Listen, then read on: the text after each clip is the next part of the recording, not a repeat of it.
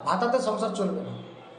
চাকরির খুবই প্রয়োজন, কারণ গরিব মায়ের বাপেরা যেভাবে পায়ের মাথার ঘাম পায়ে ফেলে পরিশ্রম করে নিজের ছেলে মেয়েদের নিজের সন্তানদেরকে যেভাবে শিক্ষিত করে তুলছে, পড়াশোনা করাচ্ছে, তার বিপরীতে তার বাবা মারা হতাশায়।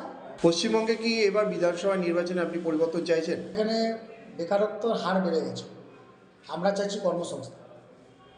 পশ্চিমবাংলায় কর্মসংস্থান খুবই কম। পশ্চিমবাংলার শিল্প বাণিজ্য সব তলানিতে চলে গেছে। আমরা এ বাংলায় শিল্প চাইছি, কাজ চাইছি, সরকারি চাকরি চাইছি। তাই আমরা শিক্ষক যুবকরা চাকরি চাই, বিজেপি তাই। তৃণমূলের দুর্নীতি সম্বন্ধে যদি কিছু জানেন বলুন। তৃণমূল দুর্নীতি সম্বন্ধে আপনি বলতে শিক্ষা দুর্নীতি দেখেছেন, খাদ্য দুর্নীতি দেখেছেন, স্বাস্থ্য দুর্নীতি দেখেছেন, কয়লা দুর্নীতি, গরু দুর্নীতি। এখন দেখা যাচ্ছে যে মানুষের যে সরকার থেকে যে সরকারি যে পায়খানা দিচ্ছে, সেই পায়খানা দুর্নীতি করছে। এই দুর্নীতির সীমা পাড়িয়ে গেছে। বেকারদের ভাতা ঠিক আছে না, বেকারদের চাকরি দরকার? তখন আমাকে জিজ্ঞেস করলে আমি একটা কথা বলবো, আমার চাকরি চাই, ভাতা না। ভাতাতে সংসার চলবে না।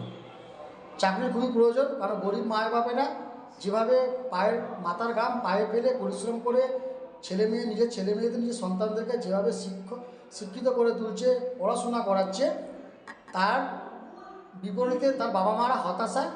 তারা কখনো চাইবে না যে 1500 টাকা ভাতা দিয়ে আমাদের যে সারা জীবনের যে পরিশ্রমটা বিফলে যায়। সব বাবা মার একটা স্বপ্ন থাকে যে আমার সন্তানটা ভালো জায়গায় যাক, ভালো জায়গায় পৌঁছাক, অন্তত একটা হলো সরকারি চাকরি পাক। সব বাবা মার একটা স্বপ্ন। মহিলাদের ভান্ডার ঠিক আছে না, মহিলাদের নিরাপত্তার দরকার? মহিলাদের নিরাপত্তা দরকার। এই পশ্চিমবাংলার কথা যদি বলতে হয়, তাহলে সবার আগে মহিলাদের নিরাপত্তা দরকার।